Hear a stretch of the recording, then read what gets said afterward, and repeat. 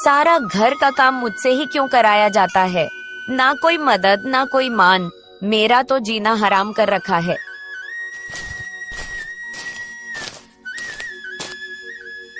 तू तो काम में लगी रहती है समीक्षा, तुझे काम किए बिना चैन ही नहीं आता। आपकी तरह नहीं हूँ जो पूरे दिन बस आराम ही करना चाहती हो। अरे समीक्षा, जुबान संभाल कर बात कर। बड़ी बहू से इस तरह बात करते शर्म नहीं आती? माँ जी, मैंने कुछ गलत नहीं कहा, बस मन में था तो निकल गया। घर का पुराना रसोई घर जहाँ समीक्षा अकेले खाना बना रही थी। सुबह से अब तक एक पल भी नहीं बैठी। माँ जी को तो बस बड़ी बहू में ही देवी दिखती है और मैं तो बस नौकरानी बनकर रह गई हूँ। तभी समीक्षा का पति गोविंद रसोई में आता है। समीक्षा, कुछ मदद कर दूं? तुम? नहीं जी, आप तो बस अपनी भक्ति में लगे रहिए, मेरी चिंता छोड़ दीजिए। केवल आपकी वजह से ही आज मेरी यह हालत है। जैसा कि आपके घर वाले चाहते हैं, मैं कर लूंगी घर का काम अकेले। समीक्षा माँ को कुछ समझाना मुश्किल है। वो बचपन से ही भैया को ज्यादा मानती आई है और बहू के रूप में भी वो सुधा को ही देखती है। दोपहर का समय आंगन में चारपाई पर माँ और सुधा बैठी थी। सुधा बेटी, तू तो इस घर की लक्ष्मी है। तेरे भाग्य से ही मेरे घर में बरकत हुई है। माँ जी, ये सब आपका आशीर्वाद है। और उस समीक्षा को देखो, वो तो बस अपनी दुनिया में मस्त रहती है। हाँ, बस खुद को ही चालाक समझती है वो। तेरे जैसे संस्कार थोड़े ही हैं उसमें। समीक्षा दूर से सब सुन रही थी। उसकी आंखों में आंसू आ जाते हैं। रात का समय सब खाना खा चुके थे। समीक्षा चुपचाप बर्तन धो रही थी। समीक्षा, तुम्हें बुरा लगा जो माँ ने कहा? देखो, मैं माँ की तरफ से माफी मांगता हूँ। नहीं गोविंद, अब तो आदत सी हो गई है, लेकिन दर्द तो होता ही है ना। समीक्षा, हम अभी कुछ बदल तो नहीं सकते, पर मैं हमेशा तुम्हारे साथ हूँ।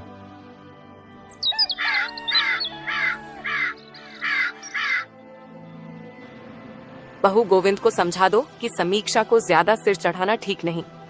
औरतों को उनकी जगह पता होनी चाहिए। आप चिंता ना करें माँ जी, मैं सब संभाल लूंगी। सुबह का समय। समीक्षा रोज की तरह जल्दी उठ चुकी थी और चूल्हे पर चाय चढ़ा रही थी।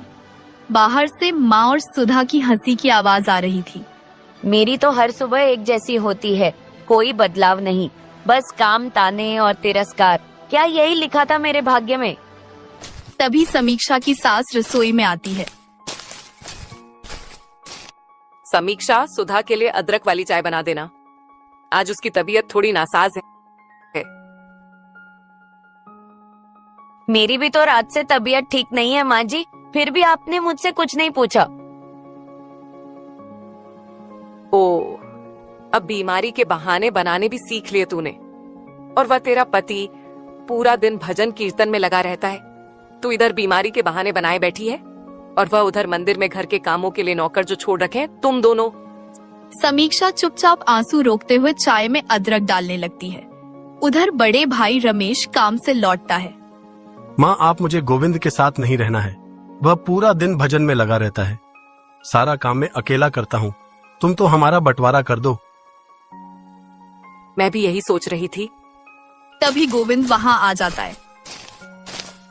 अरे सुन गोविंद, आज मैं तुम दोनों का बंटवारा कर रही हूँ। लेकिन माँ, अचानक बंटवारा? तो तू क्या चाहता है? पूरी जिंदगी तुझे और तेरी पत्नी को अपने सर पे रखकर हम ही लोग ढोते रहे। तू अपनी पत्नी के साथ और जो दूसरा वाला घर है उसमें चला जा और अपनी जिम्मेदारी खुद उठा। वह दोनों अपना सामान लेकर दूसरे वाले घर में रहने चले जाते हैं। ऐसे ही कुछ दिन बीत जाते हैं, मगर गोविंद की आदत में कोई सुधार नहीं होता। गोविंद पहले की तरह ही अपनी भक्ति में लगा रहता है। गोविंद को भक्ति में डूबा देख उसकी पत्नी समीक्षा सोचती है, हे भगवान, इन्हें सद्बुद्धि दो। यहाँ तो पूरा दिन प्रभु की भक्ति में लगे रहते हैं, इन्हें तो किसी बात की कोई चिंता ही नहीं। अब तो घर वालों ने भी अलग कर दिया है। अब कैसे रहेंगे, क्या खाएंगे? शुरुआत में सब कुछ अच्छा चल रहा था और ऐसे ही कुछ दिन बीत जाते हैं।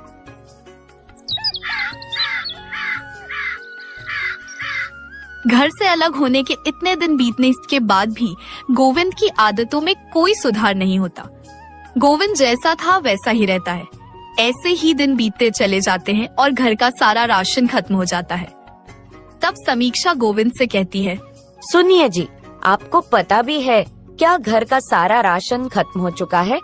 आप कहीं जाकर कोई काम क्यों नहीं ढूंढते? जब देखो तब आप घर पर ही रहते हो, दिन रात प्रभु की भक्ति करते रहते हो और घर की जैसे तो कोई चिंता ही नहीं है। मैं मानती हूँ कि प्रभु की भक्ति करना अच्छी बात है, मगर इंसान को अपना कर्म भी करना होता है। अगर आप कोई काम नहीं करेंगे तो हम तो भूखे मर जाएंगे। इसलिए आपको कोई काम ढूंढना चाहिए। आपकी भक्ति करने से हमारा पेट नहीं भरेगा। अच्छा ठीक है, मैं कुछ करता हूँ।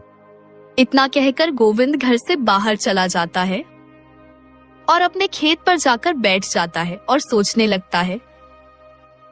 मुझे लगता है समीक्षा ठीक ही कह रही है। मुझे कोई ना कोई काम तो ढूंढना ही पड़ेगा। ऐसे काम नहीं चलने वाला। पर मैं कोई काम कैसे करूं? मेरा तो किसी भी काम में मन ही नहीं लगता। पिताजी होते माँ हमें अलग नहीं करती।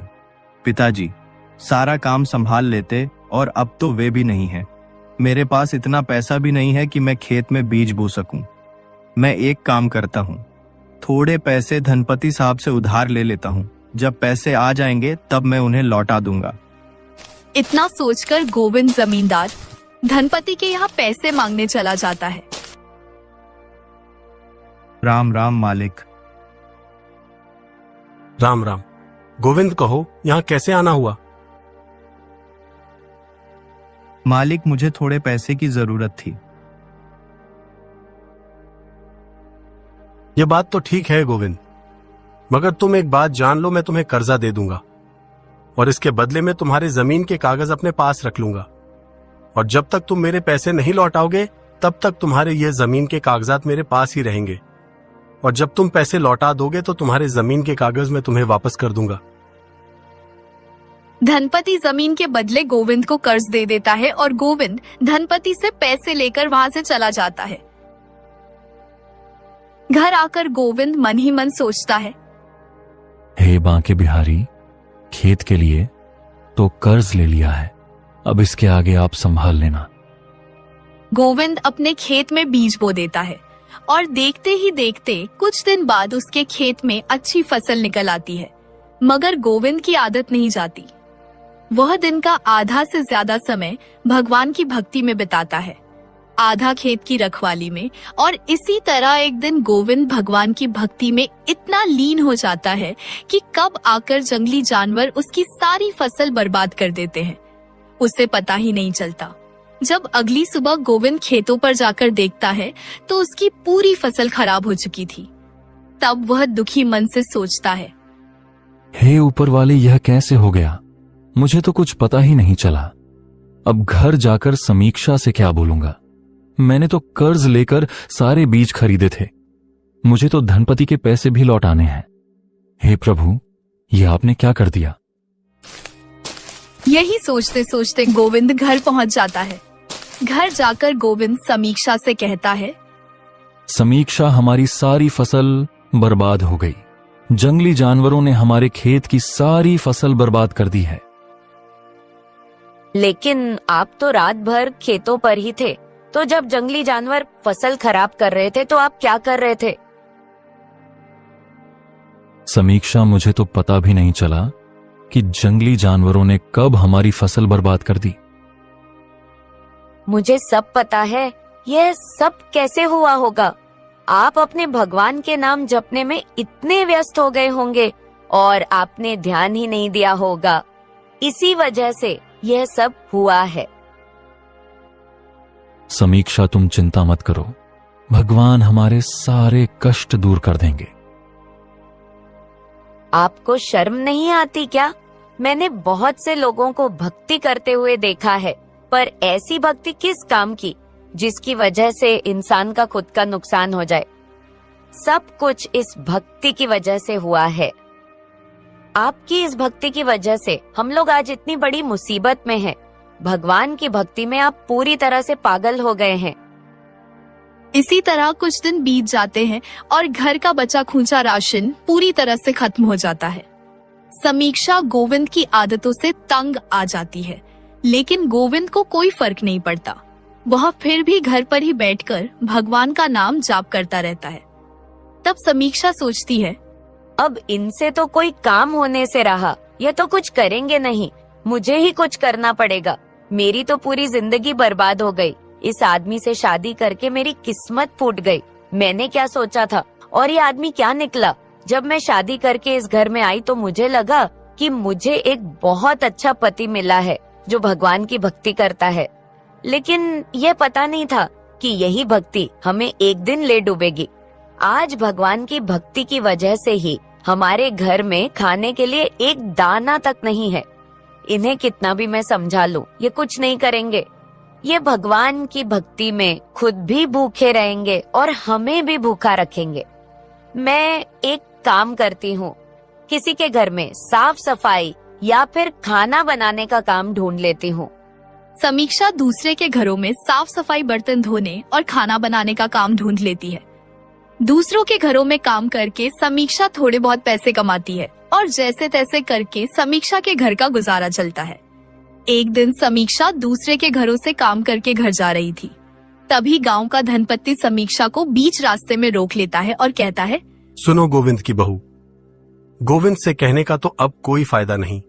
तुम ही बता दो कि मेरा कर्ज कब लौटाओगी। वह तो दिन भर घर में बैठा रहता है और उससे तो कोई उम्मीद करना बहुत बड़ी बेवकूफी है। अगर तुम्हें अपना खेत चाहिए तो तुम जल्दी से जल्दी मेरा कर्ज लौटा दो। धनपति साहब, मुझे कुछ दिनों की मोहलत दे दीजिए। मैं कुछ ना कुछ करके आपके सारे पैसे लौटा दूंगी। अच्छा ठीक है समीक्षा, मैं तुम्हारी बात पर भरोसा करके तुम्हें कुछ दिनों की मोहलत दे रहा हूं। नहीं तो मुझे तुम्हारे पति पर बिल्कुल भी भरोसा नहीं है कि वह कुछ काम भी करेगा। इसीलिए तुम थोड़ा जल्दी ही पैसों की व्यवस्था करना। मैं ज्यादा इंतजार नहीं करूंगा।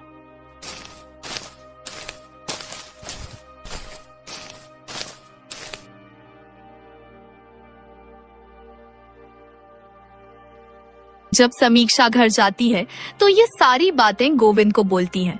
सुनिए जी, जब मैं काम करके घर वापस लौट रही थी तो गांव के धनपति ने मुझे बीच रास्ते में रोक लिया और मुझसे अपने कर्ज के पैसे मांगने लगा। वहाँ गांव के कई लोग खड़े थे। उन सारे लोगों के सामने मेरी कितनी बेइज्जती हुई। उसने आपके बारे में भी बहुत बुरा भला कहा, लेकिन मैं उससे कुछ भी ना कह पाई क्योंकि इसमें उसकी कोई गलती नहीं है। मैं उसे कुछ नहीं कह पाई क्योंकि इसमें उसकी कोई गलती नहीं है। सारी गलती आपकी है।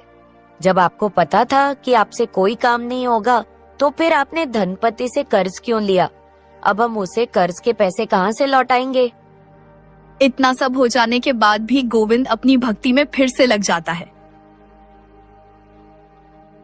आपसे तो बात करना ही बेकार है।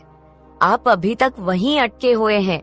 क्या आपको पता नहीं है कि किस वजह से हम लोग आज इस मुसीबत में फंस गए हैं? भगवान कभी किसी की मदद करने नहीं आते। हमें अपना काम खुद ही करना पड़ता है। भक्ति से किसी का पेट नहीं भरता। पेट भरने के लिए काम करना पड़ता है। लेकिन पता नहीं मैं आपको समझा ही क्यों रही हूँ।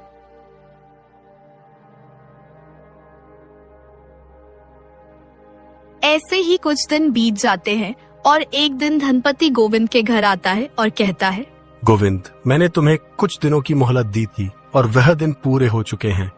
क्या तुम लोगों ने मेरे पैसों का इंतजाम कर लिया? मैं अपने पैसे लेने आया हूँ। मालिक, अभी तो पैसों का इंतजाम नहीं हो पाया है। मुझे कुछ नहीं सुनना। अगर तुमने 5 दिनों के अंदर मेरे पैसे नहीं लौटाए तो मैं तुम्हारे खेत की नीलामी करवा दूंगा। धनपति की बातें सुनकर समीक्षा बहुत परेशान हो जाती है और गोविंद वहाँ से उठकर घर के बाहर चला जाता है और एक जगह पर बैठकर सोचने लगता है, हे बंसी वाले, अब तुम्हारा ही सहारा है। अब आप ही कुछ कर सकते हो। मैं धनपति के इतने सारे पैसे कहां से लौटाऊंगा? अब मेरे पास तो कोई रास्ता ही नहीं बचा है। हे भगवान, अब मैं क्या करूं? अगर मैं ऐसा हूं तो मेरी क्या गलती है? मुझे भी तो आपने ही बनाया है। हे प्रभु, मैंने अपना जीवन आपको सौंप दिया है। अब तो मेरा अच्छा या बुरा सब आप ही को देखना है। अब मेरे सारे सुख दुख आप ही को तय करना है। प्रभु, अब सब आप ही को देखना है। मैं सब आप ही पर छोड़ रहा हूं। देखते ही देखते 5 दिन